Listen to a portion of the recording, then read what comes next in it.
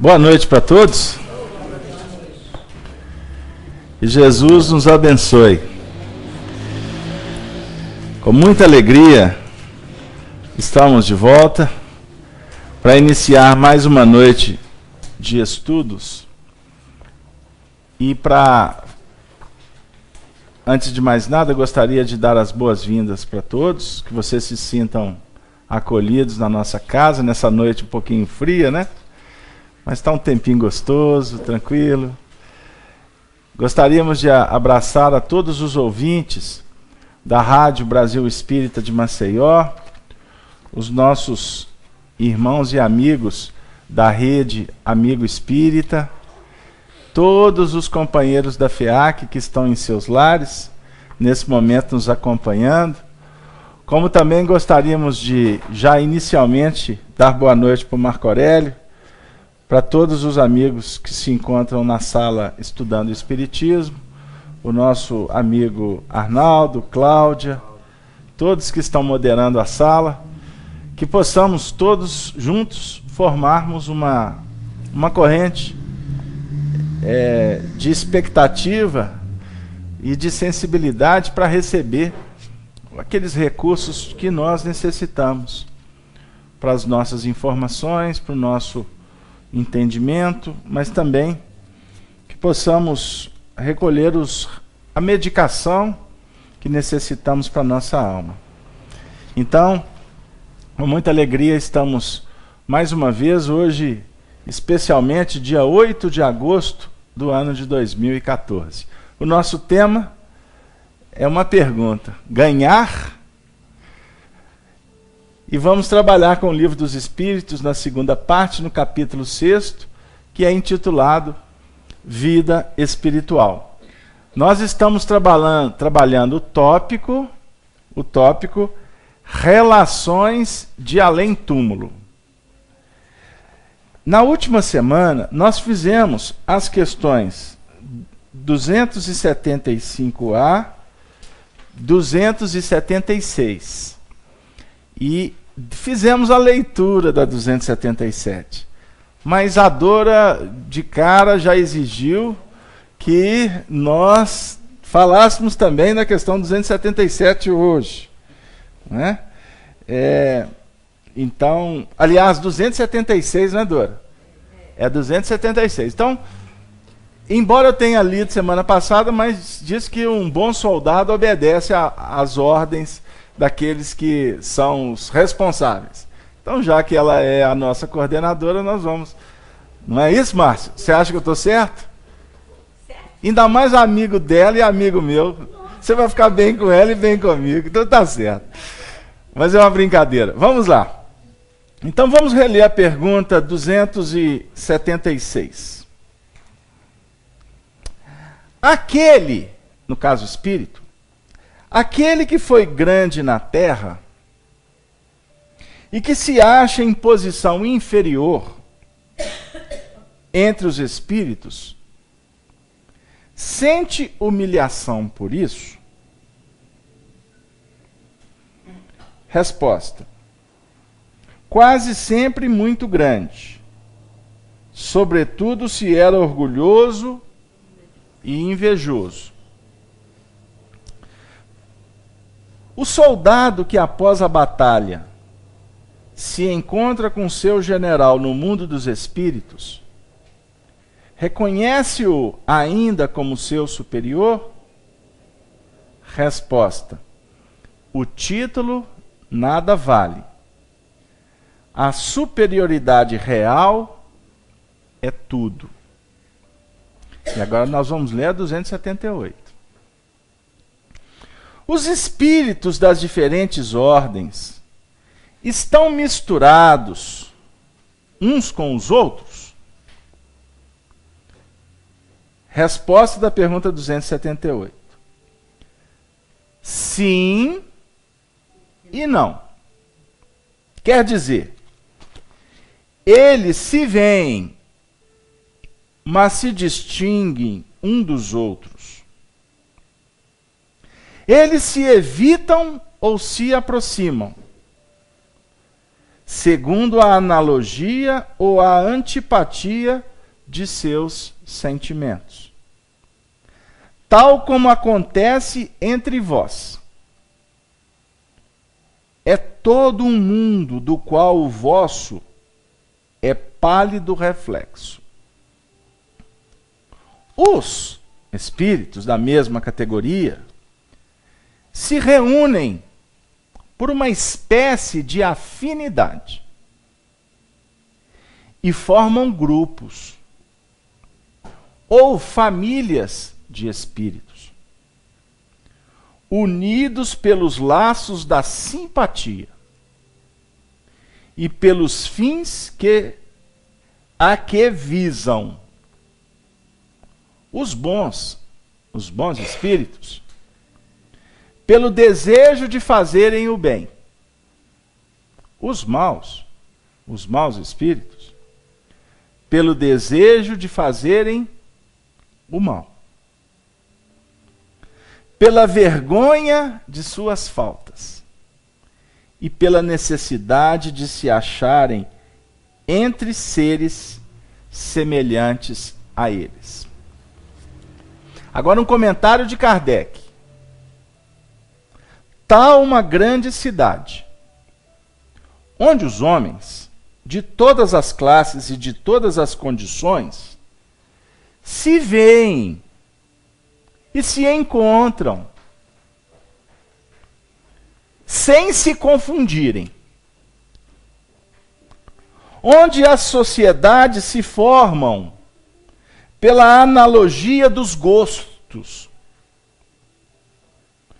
Onde o vício e a virtude convivem lado a lado, sem se falarem.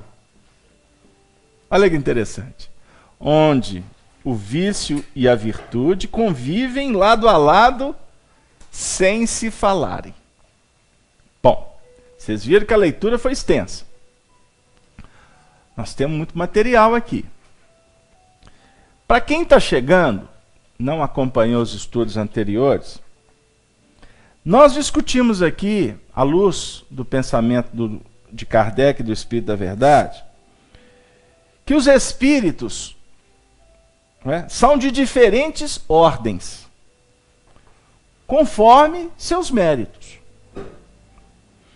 O maior na Terra pode pertencer à última categoria entre os espíritos, ao passo que o seu servo pode estar na primeira categoria. Aí nós também refletimos sobre o que Jesus disse.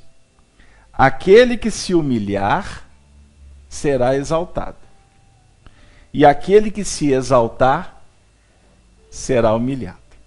Antigamente a gente ficava assim, mas o reino dos céus deve ser curioso, né?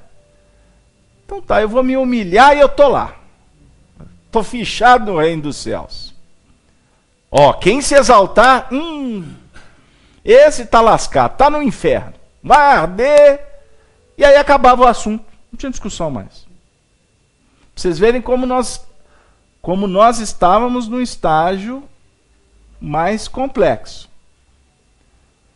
Aqui na doutrina espírita nós estamos dando um passo adiante. Por isso que aqui a gente tem assunto. Não estou dizendo que lá seja um estágio inferior. Entenderam o que eu quis dizer? Porque lá, aqueles que não discutem esse assunto, pode e deve ter muitos espíritos mais adiantados que a gente moralmente.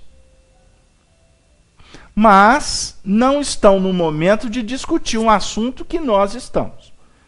Então, se existem aqueles que são mais elevados moralmente e não discutem esse assunto, significa que nós precisamos de discutir. Na roça a gente fala assim, para ficar culiado com eles. Gostaram do culiado? Eles não precisam de discutir isso.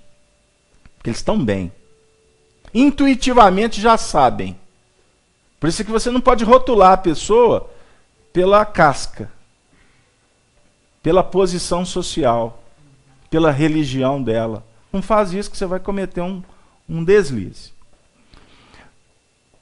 Mas lá também existe um número muito grande de espíritos que não podem discutir, porque não tem condições mesmo de discutir o assunto. A maioria da humanidade não tem ainda condição de discutir esse assunto aqui. Fiz-me claro? Isso não estou, vou repetir, dizendo que nós somos melhores ou piores. Com isso nós vamos entender aqui o que os espíritos estão falando. Por exemplo, sobre a categoria dos espíritos. As diversas ordens. Então, se existe um escalonamento aqui na Terra, né, existe hierarquia em determinadas instituições, segmentos da sociedade, no mundo espiritual também existe. Só que no mundo espiritual a hierarquia ela se respalda na evolução moral dos espíritos. Ficou claro isso nas últimas semanas? Pois é.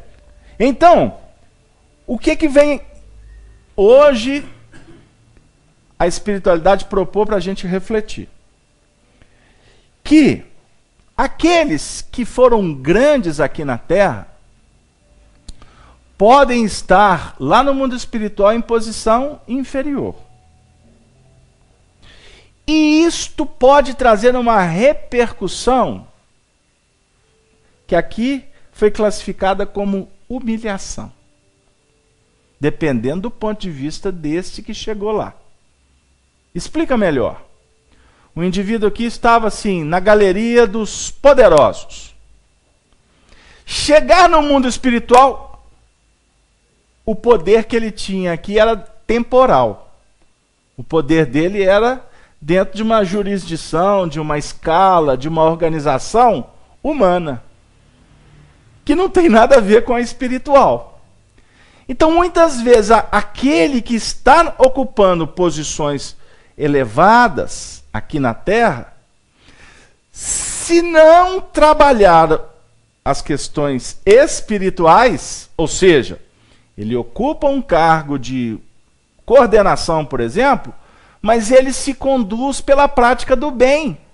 Ele coordena, ele dirige pessoas com elevação moral, com exemplo, com uma boa conduta, com justiça, com ética.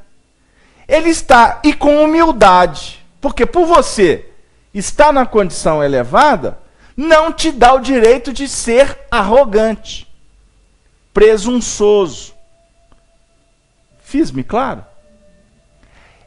Aquele que se apoia no poder da terra e se complica espiritualmente, ou seja, ele está aqui, aqui eu mando, aqui me obedecem. E ele começa a fazer estripulia com o poder, exacerbar-se, machucar, constranger, criar obstáculos para quem está em torno. Ele está se complicando espiritualmente. Aliás, diga-se de passagem, quem exacerba em qualquer assunto está doente. Fiz-me claro? Há caracterização de enfermidade. Um pai pode se tornar um pai doente se ele começar a exagerar na dose da educação com seus filhos. Não pode? No rigor. O pai que é muito lesco, né? É muita gente chama do, você lembra do termo en passant, né? Aquele que, ó, pai, vem aqui, tô indo, filhinho, né? Esse que, pai, eu quero isso, toma. Esse que vai na flauta está enfermo também.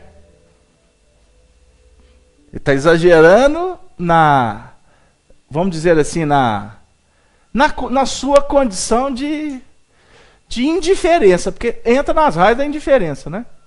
O não tomar posições é trabalhar sem comprometimento. Acho que o termo mais correto é esse. Está enfermo.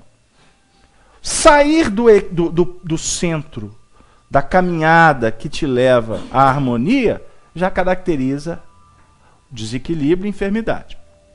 Então, vamos voltar. O nosso assunto é, então, o que se complica no poder, não é? O desafio dele é viver aspectos de humilhação no mundo espiritual. Não é que os espíritos superiores vão humilhá-lo, tá vendo? Olha o que você vê. Ó, tem uma música lá na Terra que fala assim, ó, lá na Terra, o que faz lá, lá paga. Não, não, e você vai pagar aqui. Não, a história é, não vai haver essa cobrança. Porque a questão ela é íntima. Ninguém vai humilhar ninguém. Estou dizendo numa escala superior, tá? Espírito superior, quando vê alguém se sentindo diminuído, humilhado, vocês podem ter certeza que a mão do Espírito superior é para dizer assim, que é isso, senhor? Vem cá. Ninguém é melhor do que ninguém, não. Nós estamos no mesmo barco. E olha que o Espírito está lá nas alturas. Mas ele se diminui. Ele se diminui. Talvez nós já podemos viver situações aqui nessa vida. De repente você, qualquer um aqui, está do lado de alguém que se sentia diminuído, não é? Por posição social, econômica, ou por alguma dificuldade moral mesmo. Já viveram isso? E de repente você se sensibilizar com a pessoa se fazendo diminuída, e você chegar lá e falar assim, não, vem cá, não tem isso não. É trabalhado dentro de nós o senso de justiça. Isso é caridade. Né? Você viver um mecanismo chamado empatia. Né? O que é empatia? Você sabe, Gino? Empatia, simpatia. Né? Simpatia é você promover uma série de coisas interessantes, né? Que vai estabelecendo, robustecendo o laço de afinidade. Então o indivíduo é simpático, né?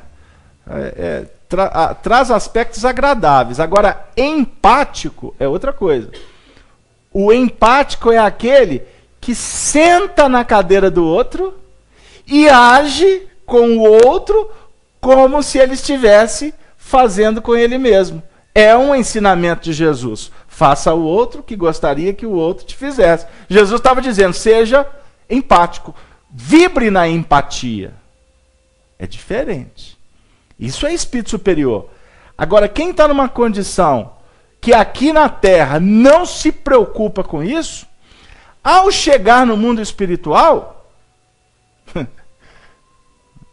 Eu vou falar um negócio aqui, vai até mudar o assunto. Por isso que eu estou pensando se eu falo ou não falo. Mas então tá, deixa eu ir nessa toada aqui.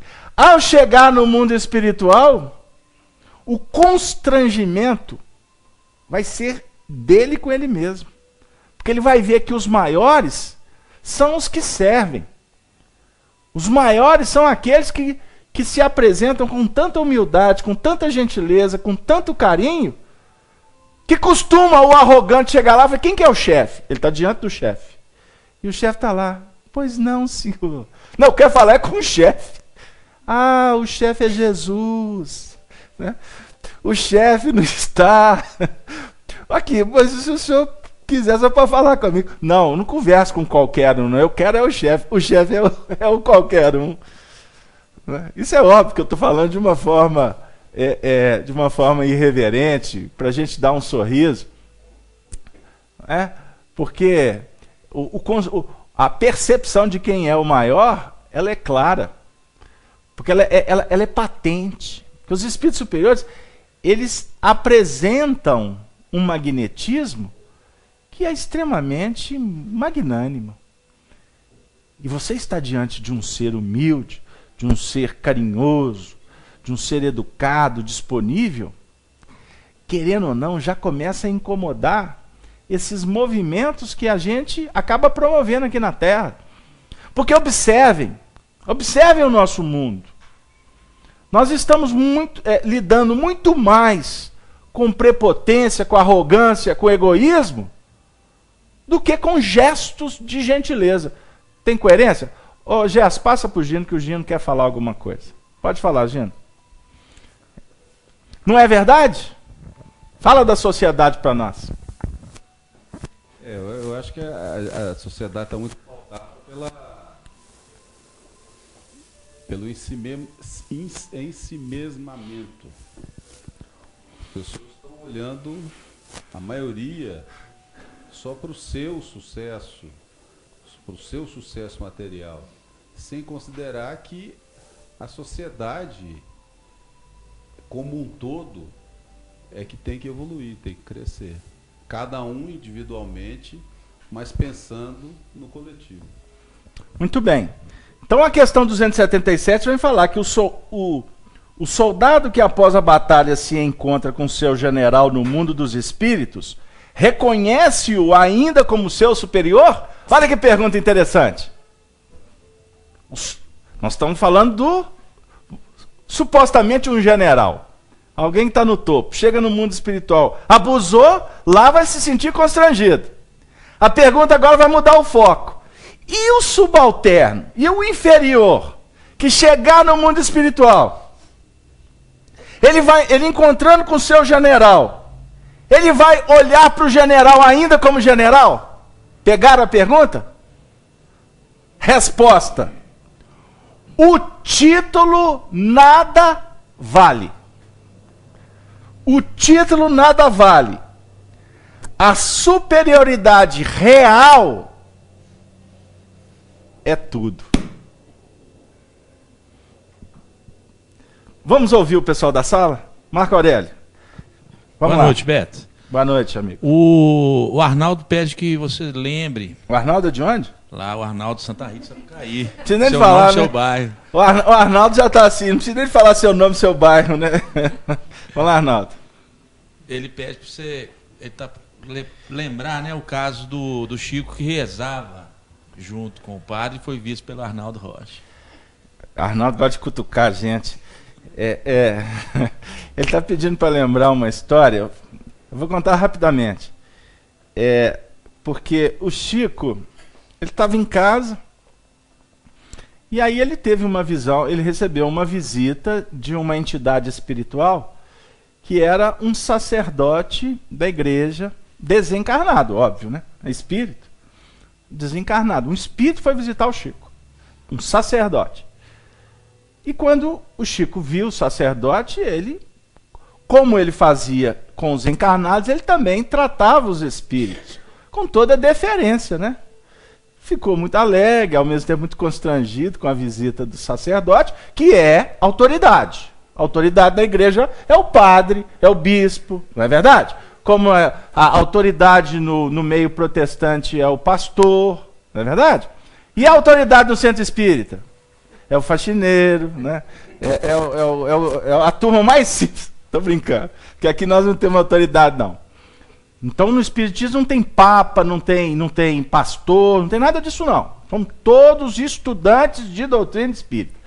Mas quando eu receber aqui, eu e a equipe, recebermos um sacerdote católico, vocês não tenham dúvida que eu vou tratar ele com toda a deferência. Porque ele está acostumado a assim ser tratado. Então nós temos que ser educados, nós temos que ser elegantes com as pessoas. E a empatia, né? Eu acho que nós vamos mudar o título da reunião, o tema da reunião. Não é ganhar, não, é empatia. Aí, conta, Casalberto. Aí o Chico foi receber o senhor e tal. Aí o padre virou para o Chico, né, e falou assim, que estava na casa dele porque ele precisava que o Chico fizesse uma prece com ele. Aí o Chico todo constrangido, mas eu fazer uma... Quem sou eu, né? O senhor que é a autoridade. Mas já que o senhor convidou, nós podemos fazer. Plim Plim da Globo, né? Intervalo. O Arnaldo Rocha, nosso querido Naldinho, que está ali a foto dele, o Arnaldo Rocha estava passando, chegando da rua, né, com as cartas que ele tinha ido no correio, e quando ele passou em frente ao quarto do Chico, ele viu uma cena que, para ele, foi grotesca, né? Foi muito intrigante. Porque estava o Chico ajoelhado, com uma vela, em posição com as mãos impostas, e rezando. O Arnaldo viu aquela cena e achou aquilo muito estranho. Eu acho que agora o Chico pirou, foi de vez. Porque isso não é prática espírita. Espírita não precisa de acender vela, você não precisa de ornamento, não precisa de imagem, porque nós estamos tentando nos desvencilhar desta fé que é materializada, desses cultos, dessas práticas, que tem muito mais a ver com as coisas da terra que as coisas dos céus. Basta observar que Jesus não acendeu vela nem para as almas do purgatório, não acendeu vela para ninguém, ele não usava paramentos, nada disso. A religião de Jesus era do amor. E nos mostrava a importância de conversar com Deus nas orações, de pedir, mas acima de tudo sermos homens bons, justos. Esta é a religião verdadeira, superior, a religião do amor. Do amor. Voltando. Quando o Arnaldo viu a cena, ele passou. Chegou mais tarde, na hora do lanche, o Chico sentou à mesa. E o Arnaldo falava que de vez em quando ele esquecia que o Chico era clarividente, né? O clarividente muitas vezes capta a onda mental. Ele, como diz o outro, lê pensamentos. Não lê todos os pensamentos, não se preocupe. Mas costuma algumas coisas o médium pegar, né? E o Arnaldo está lá, de repente, o Chico falou assim: Naldinho, eu tenho uma coisa para te falar. Ele, o que foi, Chico? Quando o Arnaldo passou, o Chico estava ajoelhado de costa para a porta.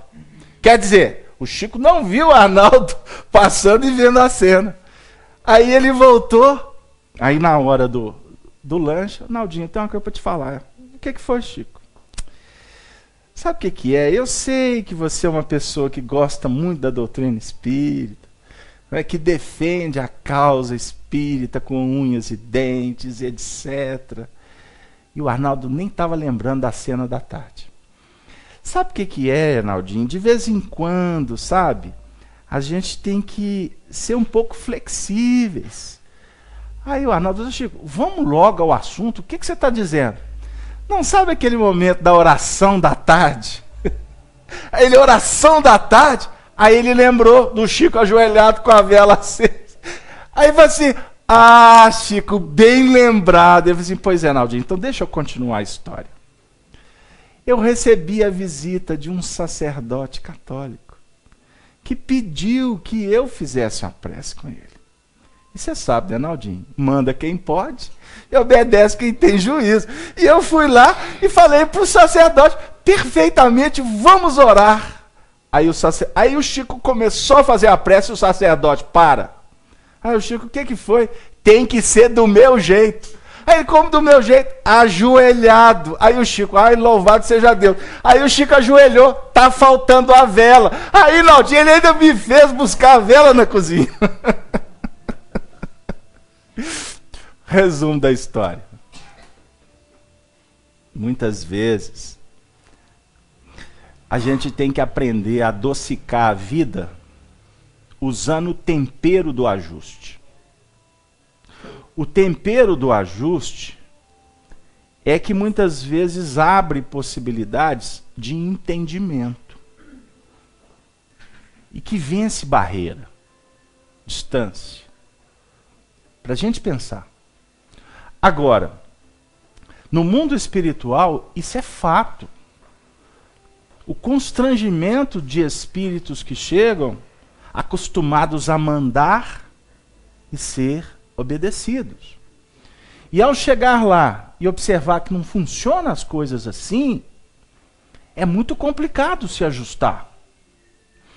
Agora, não pensem vocês que o ajuste vai se dar de uma forma plena. Porque eu sou espírito, agora eu mandei na terra, aqui não funciona assim. Ah, então tá, eu vou virar cordeirinho. É complicado. Há uma necessidade de uma adaptação muito séria. E eu posso dizer para vocês que só resolve isto através de um benefício chamado reencarnação. Aí a gente começa a refletir sobre a lógica da reencarnação. Questão 132 do Livro dos Espíritos. Deus vos impõe a reencarnação com o fim de vos fazer progredir.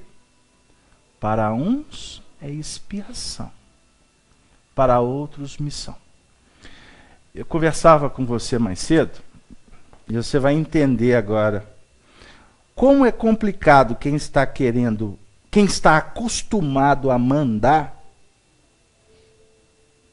obedecer. Ou seja, o indivíduo reencarna para trabalhar exatamente, no caso aqui, estou contextualizando, a dificuldade dele era o mando. Chegou no mundo espiritual, teve que passar por muito perrengue lá. Porque não é simples não, porque costuma desencarnar e ir para regiões difíceis. Aonde aqueles, seu Murta, que o indivíduo pisou em cima, aqui na Terra, fez inimizade para todo lado. Ele vai desencarnar, com quem que ele vai encontrar? Nós não lemos aqui que os espíritos vão se reunir por afinidades, por ideais. Nós lemos aqui que lá no mundo espiritual, os espíritos se encontram nas mais diversas condições, igual aqui na Terra. Lemos isso aqui há pouco tempo. Estão lembrados? Aqui nós estamos nos vendo. Nós estamos aqui nos integrando. Nós estamos conversando. Agora, existem pessoas aqui que são mais virtuosas do que outras. Só que a gente não fica contando sobre isso. E muitas vezes você não identifica. E o grande lance é não identificar. Você pode ir para um ambiente, você observar claramente qual que é a tônica daquele grupo, daquele ambiente. Você identifica. O que não significa que você não vai entrar dentro daquele grupo. Aí costuma você passar pelo grupo sem ser notado. Porque você está numa outra esfera de radiação, de reflexão mental. E se você abrir a boca, vão te chamar de maluco. E muitas vezes o assunto não casa. Agora eu vou começar a falar até de questões daqui da Terra, né? Porque aquela hora eu falei que se eu falasse ia mudar o roteiro, né? Porque eu ia falar que o indivíduo que é arrogante, que tem que desencarnar para ser humilhado lá de lá. Mas você sabe o que eu ia falar, Dora? Que atualmente não está dando tempo para desencarnar não, viu? A paulada está começando a comer aqui. Porque nós estamos num mundo de transição. Está tudo muito rápido. Gente, está dando um desespero. Você sabe, eu vou fazer agora uma confidência. Uma confidência de um inconfidente. Né? As minhas últimas preces, eu não estou pedindo Jesus para facilitar, não. Não. Jesus só pode mandar Pode mandar. Pode mandar. Se está na lei, pode mandar. Vamos embora. Mas as minhas preces assim, Jesus, me dá mais tempo, porque não está dando tempo. Não está dando tempo. Meu Deus, eu levantei hoje, eu falei assim, eu lembrei da reunião da noite, eu falei assim, Jesus, hoje é sexta. Eu não fiz 1/10 do que eu tinha que fazer essa semana. Tudo está muito rápido. Eu conversei com a minha secretária, né, a benfeitora da minha casa. Ela que nos ajuda lá. Ela falou para mim assim, Casa Alberto, já são 11 horas, eu não fiz nada, está na hora do almoço. Eu falei assim, ela está na mesma luta minha. Aí eu brinco dizendo, sabe aquele moço que mora lá na Serra do Cipó, que é a casinha mais distante, tem uns gadinhos de lá, uns porquinhos, né, tem umas galinhas boas lá, uma horta. Costuma a Maria, Zé, Peraí, Maria. Tô indo, mas tá na hora do almoço. Nossa senhora, mas o tempo tá passando rápido demais aqui. E olha que costume não tá ainda com o celular lá não. Né? Ainda não tá nessa rotina nossa. O que diz para nós isso tudo? Que nós estamos no momento, toda reunião, nós falamos a mesma coisa. O nosso momento é um momento de testemunho, é momento de dizer assim, eu quero ficar aqui. Eu quero permanecer nesse planeta. Não pensa a senhora que eu sou meio doido, não. A senhora tenha certeza. Agora, se eu começar a morder, eles vão mandar internar. Né? Eles mandam internar. Essa é uma brincadeira. Olha, Casabé, você está falando negócio de planeta? Nós já temos que começar a pensar assim. Ou vocês vão ficar discutindo aqui que o viaduto caiu, linha verde, nós vamos mudar para o interior. Não, não estou discutindo esse assunto mais não. Nós estamos discutindo agora para onde que a gente vai. Que espírito que está reencarnando na família de vocês? Vocês já pararam para pensar nisso? Os espíritos que estão reencarnando? A desenvoltura? A dinâmica dessa turma toda? Os meninos nascem com o olho... Olha, na minha época, os meninos nasciam tudo de olho fechado. Aí tinha que tomar uns tapinhos assim, né? Para chorar, abrir a boca. Era uma beleza. O mundo mais evoluído era lá de trás. Da força. Hoje os meninos já no líquido amniótico eles já estão querendo sair. Ó. Já estão querendo. Mãe, tablet. Mãe. Mãe, só tem que pôr o Wi-Fi dentro do ventre. Porque já estão ligados lá do... Eles reencarnam com intensidade. Aí eu fico até pensando que vai aumentar o índice de... O que chama aí de nascimento prematuro. Vai começar a virar realidade, porque não dá para ficar 9 meses mais não. Tem que acelerar o processo. Brinquei demais, né? Mas não tá fácil. Você não, tem coisas que a espiritualidade não está esperando a nossa desencarnação para a gente captar, não. Para a gente entender. Estamos falando do espírito que vai chegar lá, que vai entender lá. E eu falei sobre a bênção da reencarnação. Aí já que eu falei de vovó, de mamãe, de líquido amniótico, a reencarnação, ela sugere isso. Por isso é que estudar a doutrina espírita, você já entra para a educação rápido. Porque você vai ver na prática a característica dos espíritos que estão reencarnando e os desafios que eles vão ter em tenra idade. Então, aquele que foi arrogante, que acostumou a mandar, não pense vocês que ele vai reencarnar para ser cordeirinho, que não vai. Seria contraproducente. Seria ilógico. E não pense que religião vai mudar, não. Porque isso era pensamento lá de trás. Ah, essa moça aqui, essa moça benfeitora da minha casa, ela tem umas frases ótimas.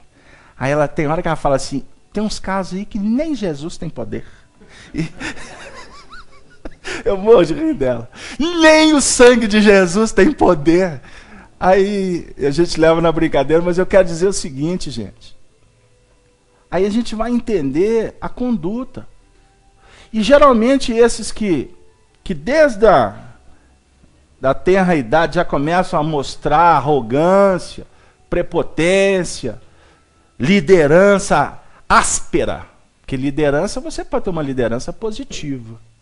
Você pode ter uma liderança democrática.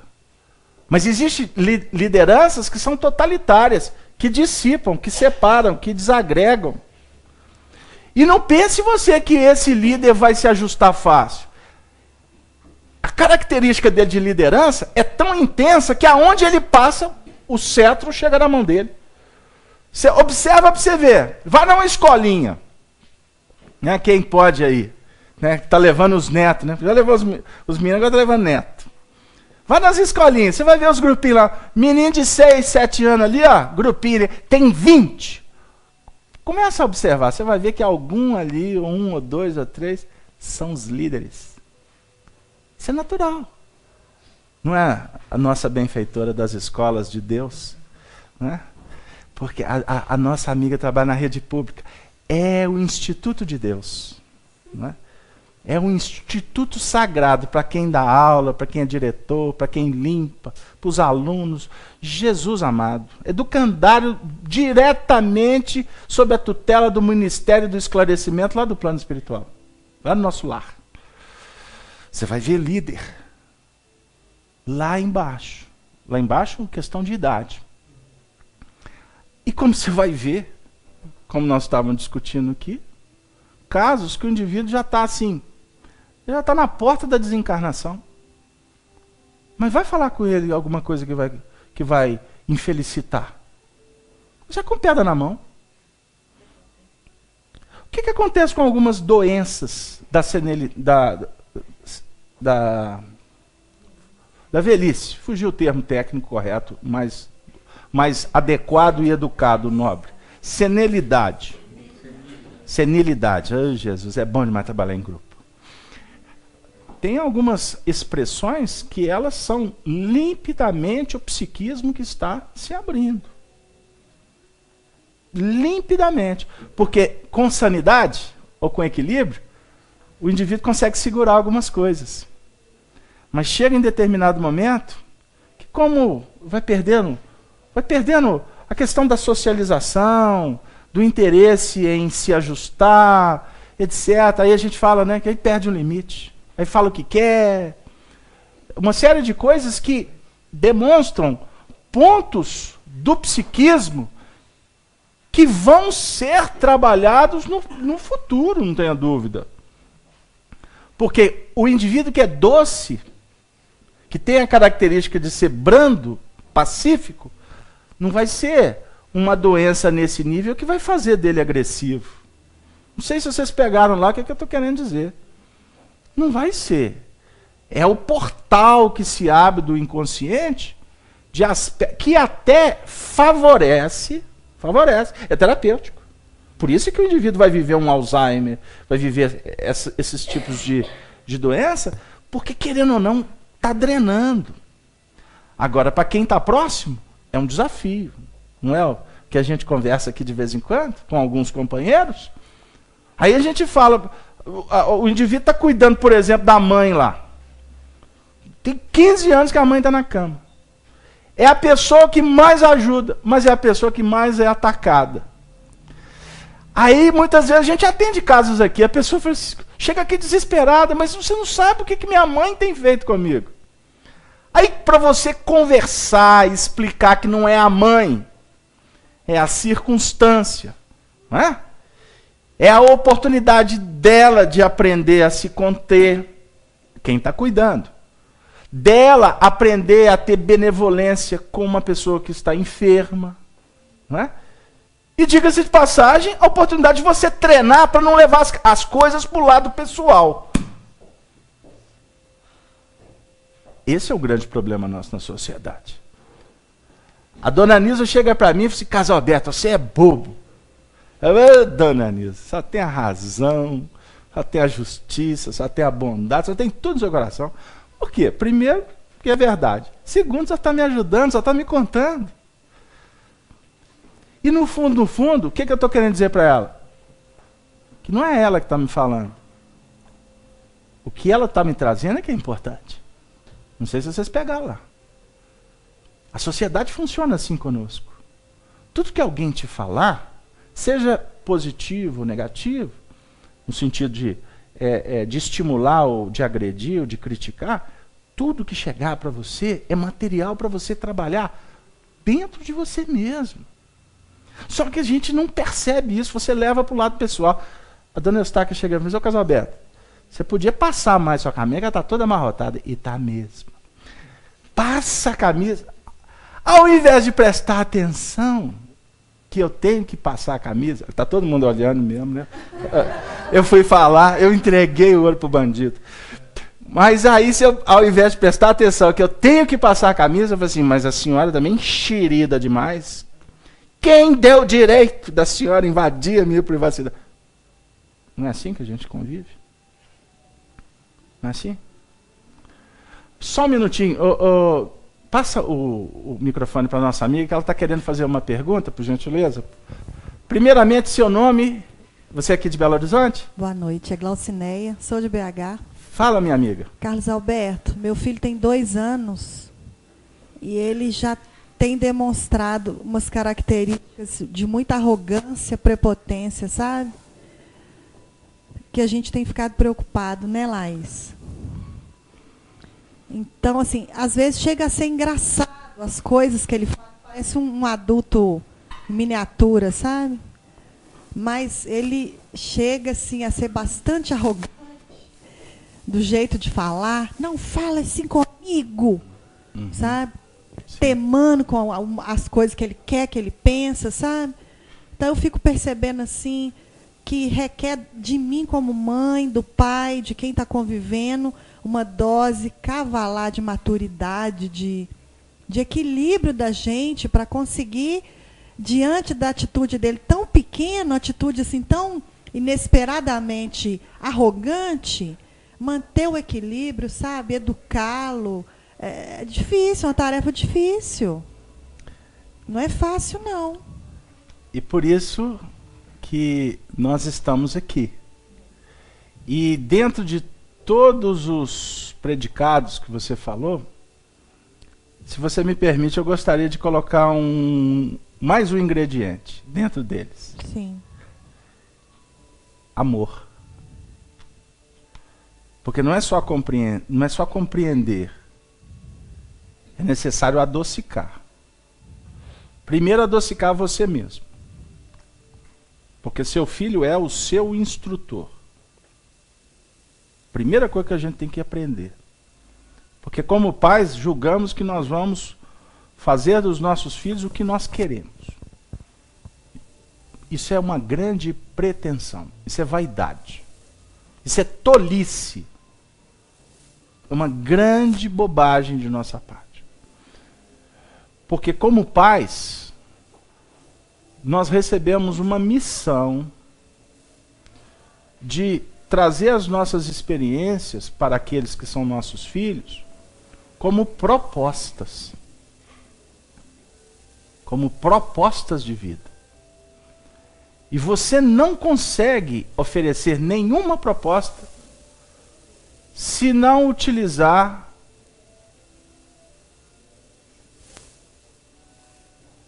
o sentimento nobilitante, a prerrogativa da repetição, da paciência.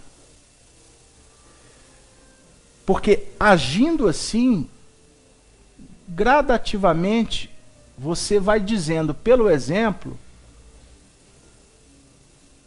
que existe uma outra proposta de vida.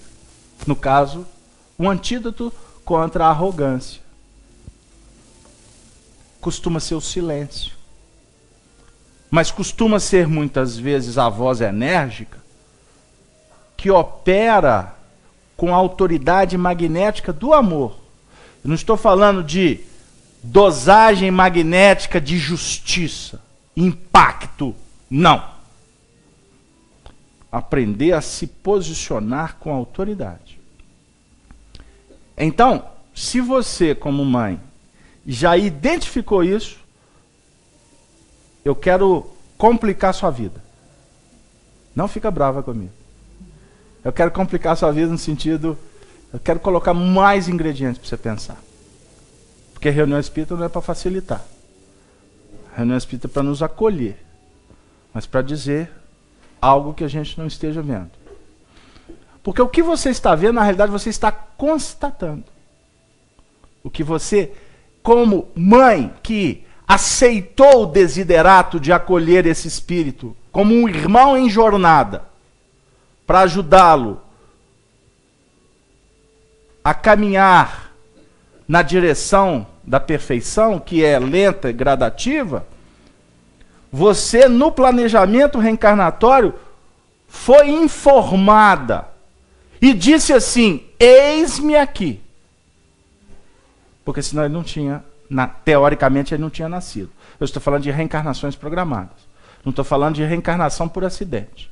Que 2 encontram na esquina ali, comem a maçã E depois um vai para um lado, outro para o outro e fica impregnado de responsabilidade de alguém. Não estou falando nesse sentido. Mas a partir do momento que existe todo um projeto, um envolvimento, sentimentos e etc., você tem um planejamento reencarnatório. O pai e a mãe, partindo do princípio que os dois foram agentes que se acumpliciaram, que se comprometeram, todos nós sabemos quem são os nossos filhos. Portanto, o processo em todos os casos é aplicar amor. Em alguns, o amor estímulo. Em outros, o amor contenção, que eu vou chamar de educação, porque a contenção pode ser tratada como padronização, como encaixotamento, e tudo que você prende um dia escapa pelos dedos. Então a mãe que tem 10 filhos, ela vai ter que utilizar de 10 metodologias diferentes, porque são espíritos diferentes.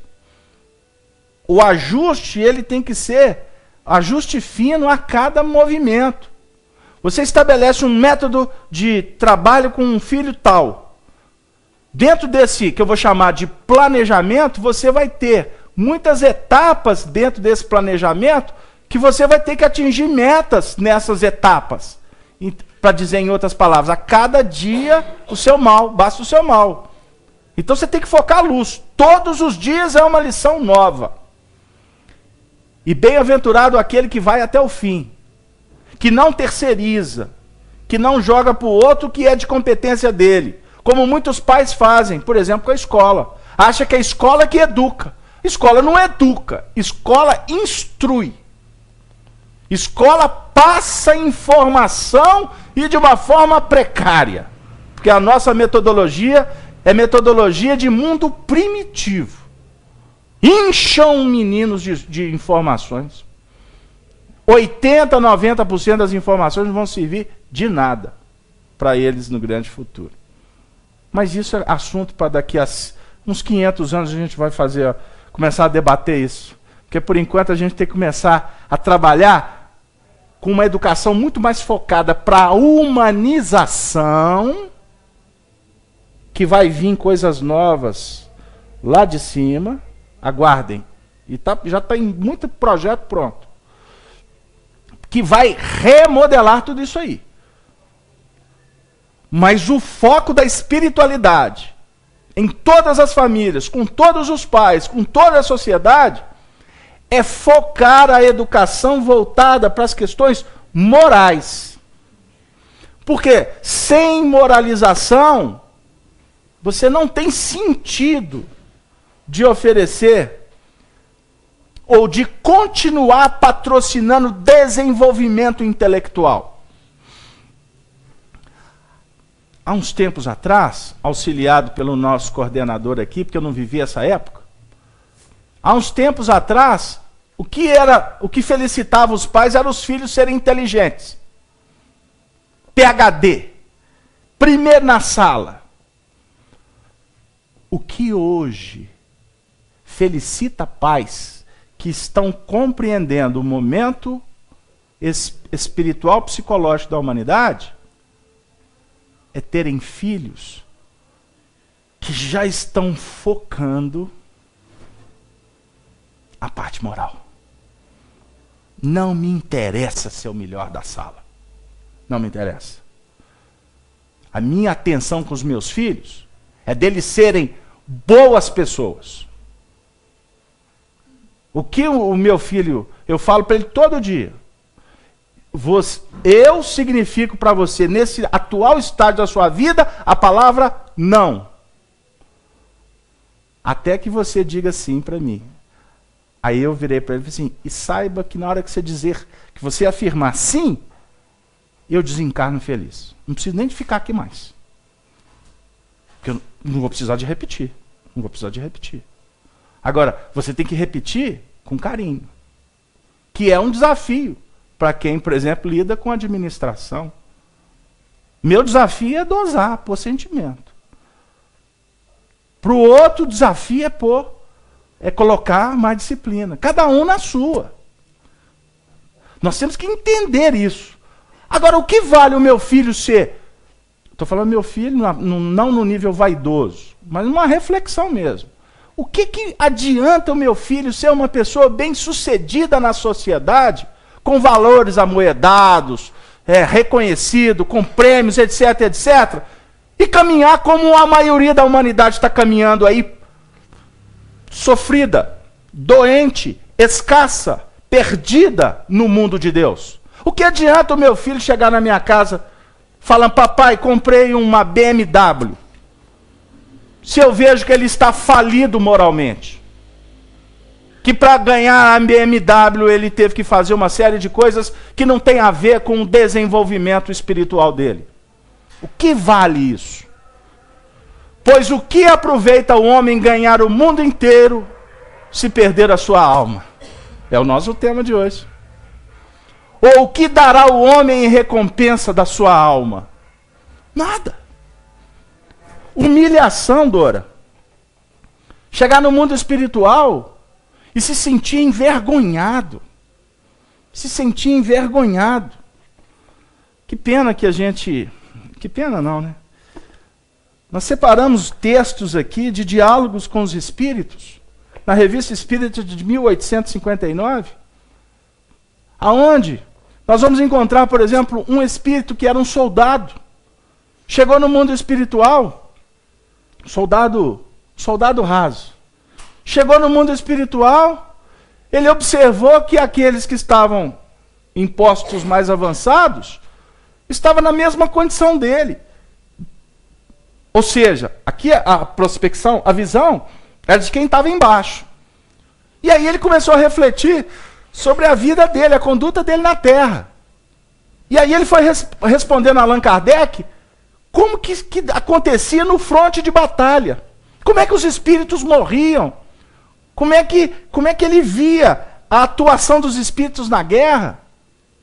Aí ele coloca sobre a diferença que é aqueles que desencarnavam sem estarem presos ao contexto da guerra e aqueles que desencarnavam vibrando na violência da guerra. Está aqui. Eu convido vocês, quem gosta de estudar, baixem na internet. Revista Espírita, 1859. Ele falando que a morte é igual para todos. No fronte. Metralhadora cortando. Na época não era metralhadora, não. 1859. Metralhadora cortando, né? Espíritos encarnando aos montes. Aí ele falando, né? Aquele espírito apegado, como que ele via o processo, como que era aquela vinculação traumática, o desespero do espírito, deixando o corpo.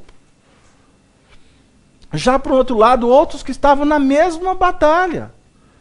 Espíritos que desencarnavam, ele via eles desdobrando, deixando o corpo, que é assim que dá, viu, gente? Vou dar um exemplo aqui grotesco. Hoje, você já entrou para o banho vestido de roupão? Já aconteceu isso com você? Aí você solta o roupão, plaf. É bom demais, né? Porque tira a camisa, tira a calça, tira isso, só demora danado. Eu vou pegar um roupão. Aí você, o roupão, pluf, pro chão afora. Ainda não? Já aconteceu isso com o senhor? Pois é. O desvinculado, o espírito, costuma ser assim, como você deixa o roupão pelo chão. O espírito se liberta. Ele se faz luz. Entendeu, Sandra? Ele se faz luz. Ele olha para o corpo. Costuma, pela condição espiritual dele, até ele tomar um susto. Mas, ao mesmo tempo, ele vai sentir tanto alívio. Porque o corpo é matéria densa. É matéria densa. É pesado. A gente aqui, encarnado, a gente se sente, o espírito nosso, é um passarinho dentro de uma gaiola. É vestir uma roupa e entrar dentro da água. Roupa de mergulho, né? Escafandro. Como André Luiz usa lá na década de 40. E você vai ver no fundo do rio a água toda turva. Como espírito, você ganha dimensão. Você vai ver mais longe. O seu corpo, que hoje é pesado, né? Você vai se livrar dele. livrar no sentido de estar entrando numa outra etapa de vida. Porque quem quer livrar do corpo para ficar livre do problema, esse está tirando a própria vida. Esse vai viver muito mais augúrias, porque ele está deixando o corpo irresponsavelmente. Porque você tem que lutar pela vida. Até o último instante você tem que lutar pela vida. Agora, você não pode se desesperar diante do fato de ter que mudar de plano. Não sei se o pensamento está chegando lá com clareza. Muito interessante porque um desses espíritos se deparou no mundo espiritual com Napoleão Bonaparte. Olha o que Allan Kardec pergunta para o espírito. E aí, quando você viu Napoleão Bonaparte no mundo espiritual, como é que você entendeu Napoleão? Ele era, olha a pergunta, ele era um general, ele era imperador, que ele se fez imperador. Hã? Como que você viu ele? Eu vi Napoleão como um diplomata. Olha que beleza. Ele viu Napoleão como diplomata.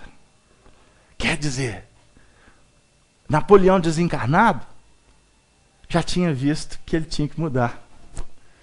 Ele não podia vibrar naquelas faixas ainda. Porque até diga-se de passagem, Napoleão Bonaparte reencarnou, senhor Murta. Napoleão Bonaparte reencarnou com uma missão fantástica, que ele cumpriu parte dela. Aonde que ele pecou? Ele caiu de novo na vaidade. O senhor sabe, senhor Murta, que Napoleão Bonaparte é a reencarnação de Alexandre da Macedônia, que depois reencarnou como Júlio César? É o mesmo espírito. E lá na frente reencarnou como Napoleão Bonaparte. Para vocês verem como é que é a dinâmica dos espíritos. Foi líder muitas vezes. Só que a liderança, como que a espiritualidade vai trabalhando? Antes, a liderança era para expandir império, né? O que ele fez na Macedônia, né? Reuniu os reis e se tornou o grande, o maior de todos. Aí, como Júlio César, ele já não teve tantas possibilidades de expansão. Ele teve que trabalhar com outras bases. Aprendeu, sofreu, caiu, soergueu, reencarnou em situações precárias. Não foi sempre top não, tá? O pessoal acha que... Não, reencarnações humildes, foi proletário, não é? Foi leproso, viveu num sofrimento, e etc. Viveu como uma pessoa comum numa vila, há uns tempos lá na França. Mas o psiquismo dele era aquele psiquismo que sempre tinha um alcance maior. Aonde ele estava, sempre acontecia, de alguma forma, progresso. Os espíritos assim, menos, mas ele tem tanta liderança que aonde que ele põe a mão, como diz na gíria, né? Aonde que põe a mão dá certo. Porque é capacidade do espírito. Ninguém vai obliterar isso. Ninguém contém o potencial do espírito. A circunstância favorece. Então tem hora que o indivíduo, olha, a espiritualidade tem que segurar ele. Beleza, então vamos reencarnar. Aí com 5 anos de idade tem uma paralisia infantil. Aí para os pais é um desespero. Nossa, como é que vai ser a vida dele? Como um filho de um amigo meu me contou isso e eu fiquei pensando. Um potencial de um jogador de futebol para ser assim um super gênio. E ele veio acompanhando o filho dele, ele ficava impressionado. O menino com 2 anos de idade, o que ele fazia com a bola era um negócio assim. Aí ele brincava assim, vou ficar rico. Ficar rico, sabe o que aconteceu? 15 anos de idade, teve um acidente de carro. Ficou tetraplégico. O maior sofrimento do rapaz foi ter que administrar, pensa bem, 15 anos de idade, administrar o impedimento da vida, porque não é fácil, não. para os pais que estão cuidando, para o espírito que vai viver o drama. Mas aí você faz uma análise espiritual do processo. Ali é que está o grande gancho da reencarnação desse espírito. É ali que ele tem a possibilidade de dar um ganho. Se fosse o jogador, que possivelmente, pela habilidade que me descreveram, possivelmente a reencarnação de um expoente do futebol. Mas que fez bobagem. Tinha tudo e jogou tudo por alto, igual a gente observa que a maioria dos jogadores de futebol são pessoas de vida, de família, a maioria simples, sem estrutura, sem cultura, e etc, etc. Aí começa a ganhar rios de dinheiro.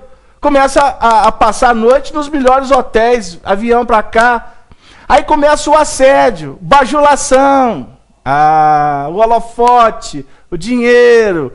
Ou seja, a maioria das coisas que se aproximam é para tirar e não para dar. Aí se desestruturam e muitas vezes, a grande maioria, porque a gente tem informação só dos famosos, né? Mas 95% são pessoas que vão se frustrar com um grande sonho, ou um megaloma, um sonho megaloma. Vão se frustrar. Agora, esse que teve esse impedimento, fica claro que ele tinha que começar a sentir o sabor de novo, ou seja, a possibilidade da fama, do ganho, etc. Aí veio a vida e fez assim, ó. Não soubestes usar, não podes saborear de novo. É a vida. Então são mecanismos que acontecem conosco. Aí quando a gente vai despontando esses potenciais nos primeiros anos, eu vou voltar, porque a sua colocação foi muito importante para o nosso trabalho. É a hora de identificar. É a hora de você sondar. Porque você pode ter certeza que todas as crianças elas vão apresentar aspectos positivos, potencial para segurar o que é complicado. Porque a balança, a ideia é que as coisas se ajustem. Então você pega, por exemplo, no casal, tecnicamente para explicar, um dos casais, né, um dos parceiros lá, o homem ou a mulher, um é mais ativo, o outro é mais passivo. Não é assim? Um é mais sentimento, o outro é mais razão. Isso é para equilibrar. Agora, qual que é a ideia? A gente lê isso no Antigo Testamento, que Moisés deixou configurado para nós, no Deuteronômio, que o varão deixe a sua casa e vai se unir com a disjuntora. Né? E os dois formarão um só corpo e uma só carne, homem e mulher. A gente tem isso como uma história que é dita numa celebração, como se fosse um voto, um compromisso social, familiar, que os clérigos tratam como um compromisso espiritual. Aí cada um dá a conotação que quer. Mas a ideia é para que você possa ter um processo vitorioso, você tem que aprender a trabalhar no campo da razão e no campo do sentimento. Há um momento de expansão, há um momento de retração.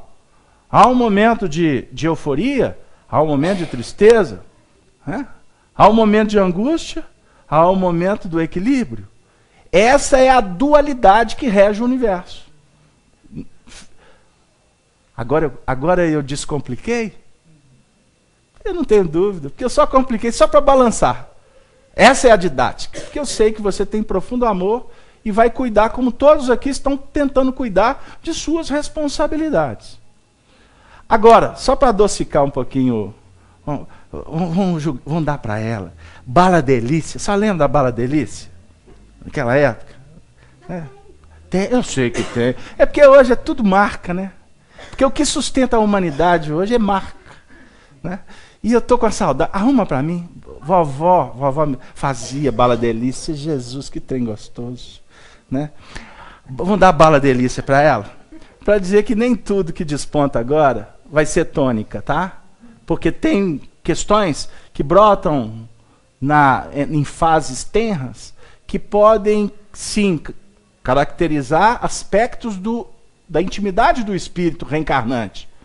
Mas pode ser que isso venha a ser ajustado por ele mesmo ou pelas próprias injunções da vida no próprio procedimento dos processos, né? ou no próprio procedimento do próprio encaminhamento da vida. Isso tudo se ajusta. Agora, bem-aventurados que têm olhos de ver e ouvidos de ouvir.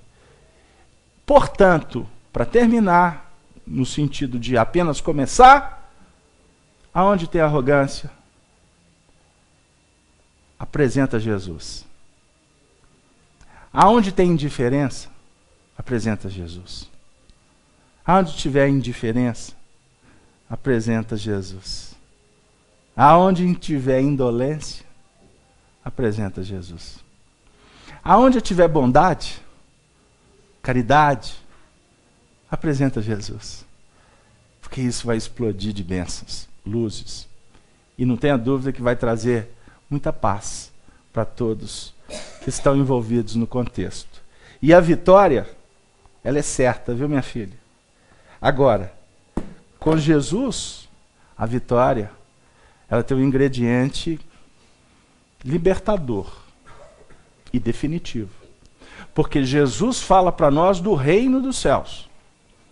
Jesus fala para nós de eternidade. Reino dos céus é eternidade. A eternidade nos coloca naquela condição de observar o hoje, vasculhando um pouco o passado, mas ao mesmo tempo olhando para além dos horizontes. Porque além do horizonte deve ter algum lugar bonito para se viver em paz. Ah, Roberto, hein? Eu brinco que ele é meu primo milionário. É Roberto Carlos Braga? Eu sou Carlos Braga também, mas é um proletário. Só para dar um sorriso. Capítulo 16 de Mateus, versículo 24 a 28. Rapidamente, nós temos alguns minutinhos para findar o trabalho, porque o nosso tema é ganhar. Ganhar é uma pergunta. Então disse Jesus aos seus discípulos: se alguém quiser vir após mim, renuncie-se a si mesmo. Tome sobre si a sua cruz e siga-me. A sua cruz. Não é a cruz da dor. Porque a dor não pode levar a sua cruz. Agora é interessante porque ele fala que vir após mim. Ele quer dizer que ele está se colocando na dianteira. Não é isso, Gino? É após. Então significa que ele foi à frente. Ele, Jesus, com certeza o governador, ele que aponta as veredas que a gente tem que percorrer. Mas também ele está querendo dizer para nós que o que tem que ir à frente é o projeto. É a proposta. A gente costuma deixar a proposta ou nem pensar nela e fazer sem pensar. Pegaram lá? Pegou, dona Mirtz? Dona Mirtz, aquela moça que abençoou lá em casa, hoje já virou para mim, era 7h15 da manhã. O que vai ser o almoço hoje? Eu achei tão bonitinho. Achei tão bonitinho. Porque eu falei assim, isso é espírito que tem bagagem.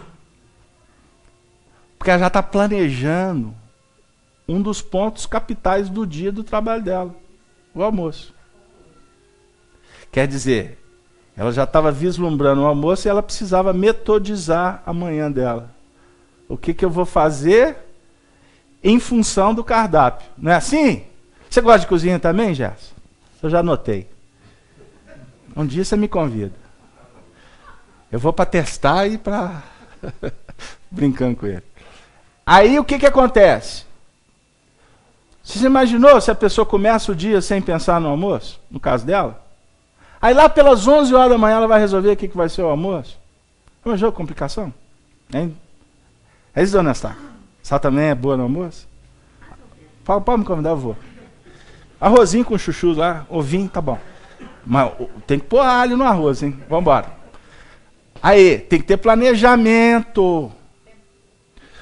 Após mim, qual que é a nossa proposta como cristãos? Proposta é evangelho. Amor, trabalho, renúncia, entrega. Porque a gente já percebe que a proposta do evangelho é que vai nos trazer uma vida melhor.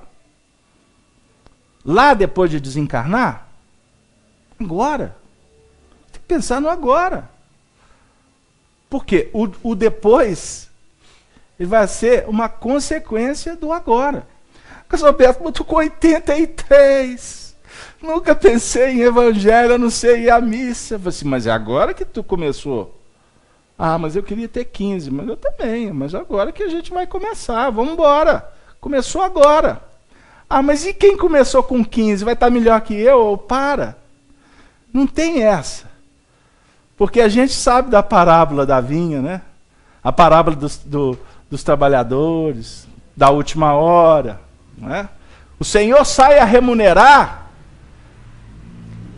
ou seja, a vida vai te oferecer, não é pelo quanto você fez, é pelo que você fez, é pela qualidade que você está procurando na sua vida. Agora, nós não devemos mais ficar nessa condição mística de ficar procurando lá fora o que nos compete realizar aqui dentro. Hoje também, no mesmo texto que nós estudamos para falar para vocês, da Revista Espírita de 1859 de Kardec, nós encontramos um Kardec questionando um espírito que foi espírita, contemporâneo dele. Como foi a chegada dele no mundo espiritual? Ele que estudou tanto, Kardec fala que não o conheceu. Mas sabia, por informações, que ele foi um fiel, um estudante de doutrina espírita, uma pessoa muito séria. Aí Kardec pergunta para ele, ele em espírito foi visitar Kardec na reunião, se o conhecimento espírita ajudou ele. Ele falou assim, sim e não. Aí o Kardec, por quê? Me ajudou no seguinte sentido, que o conhecimento espírita me fez, me ajudou a adequar a nova vida. Porque foi muito mais simples para mim entender a minha própria passagem para o mundo espiritual. Aí ele falou assim, por que não? Qual o outro ponto que você disse que não te ajudou? Ele falou assim, não é que não me ajudou, mas me trouxe tantas reflexões que eu poderia ter sido muito melhor do que eu fui. Porque eu não dediquei o tanto que eu poderia ter dedicado. Eu li esse diálogo, eu fiquei pensando comigo. O Senhor está nos colocando um projeto de vida. E eu não tenho dúvida, podemos ter pessoas que vieram aqui a primeira vez que podem nem voltar mais. Eu vou dizer sem medo de errar. Uma reunião como essa tem um valor que só um dia nós vamos apreciar devidamente. Agora, ao mesmo tempo, eu fico pensando, se nós que estamos diante dessa fonte, se a gente valoriza de verdade. E eu falo em valorizar, não é só dizer eu sou espírita, eu vou para o centro, hoje tem reunião, marca nada não que eu vou. Não é só isso. É se na hora que a gente está conversando com um sobrinho, se a doutrina espírita tem peso. Na hora que tu está atendendo lá no salão, cada um que entra, se a doutrina espírita tem valor. Na hora que você recebe a notícia, aquele ente mais querido está com um diagnóstico complicado. Se a doutrina espírita tem peso. Se a doutrina espírita tem peso na hora que a gente está no chão. Na hora que a gente está se sentindo desconsiderado. Se a doutrina espírita tem peso quando a gente está só, fechado no mundo íntimo, tendo que tomar uma decisão importante. Doutrina espírita, na realidade, é uma chave abençoada que abre o nosso entendimento. Mas se Jesus não for à frente, a doutrina espírita, como as outras religiões, não tem importância nenhuma. O que me faz uma pessoa melhor não é o que vem de fora, mas é o meu desejo de ser diferente. Pois aquele que quiser salvar a sua vida, perdê-la-á. Você quer salvar a sua vida? Tem muita gente defendendo. Não, isso aqui é meu. Não é, mamãe? Quantas vezes só renunciou melhor para os seus filhos? Um bifezinho. Olha lá quando tinha bife. Um bifezinho. Teu filho está de olho no bife. Não, meu filho, esse é meu. Você já comeu o seu. Não, meu filho. Se é para a sua felicidade, está aqui. Perder a vida, gente, não é se matar, não. Perder a vida é ganhar a vida. Quanto mais você aprender a renunciar, mais você ganha. Quanto mais você doar, mais Jesus vai colocar na sua mão para você continuar doando. Agora, quando você falar assim, não, isso aqui eu não dou, isso é meu, Jesus tira. Jesus, que eu estou dizendo, vocês estão entendendo. É a vida, é a lei, é o magnetismo, é a atração, é a força. Nós precisamos de refletir sobre isso. Quem perder a sua vida por amor de mim, achá-la-á. Quem perder vai achar. Pois que aproveita o homem ganhar o mundo inteiro, se perder a sua alma? Ou que dará o homem em recompensa da sua alma? Então aí eu gostaria de voltar para o tema da noite. Ganhar. E a nossa orientação da casa, da coordenação que nos dirige, pediu que eu trouxesse a palavra ganhar, mas como uma indagação. Ganhar? Ganhar o quê? Ganhar para quê? Ganhar onde? Qual que é o nosso foco?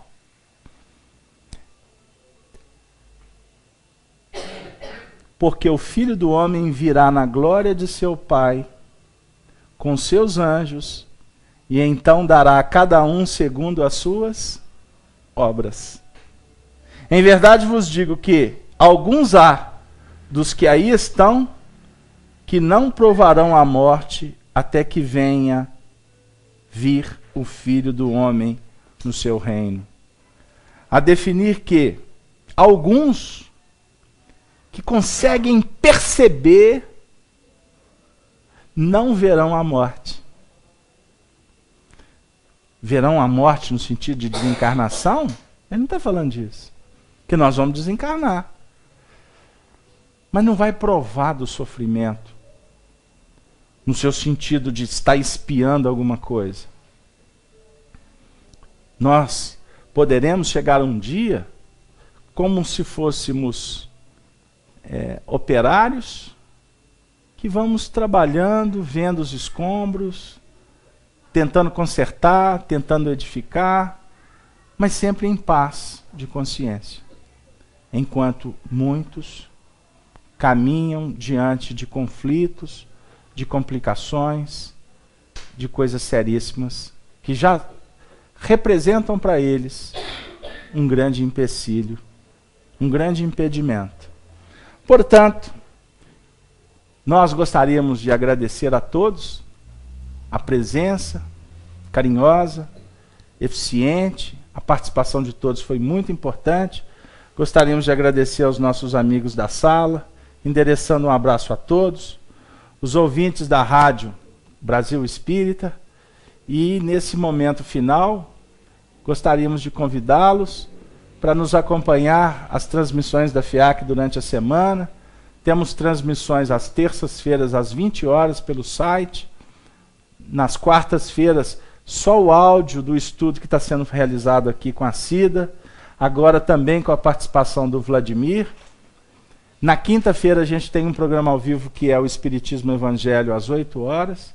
E sextas-feiras, quem não puder vir por algum impedimento dos seus lares, tendo uma internet básicazinha, vocês poderão acompanhar o site que é o feeac.org.br.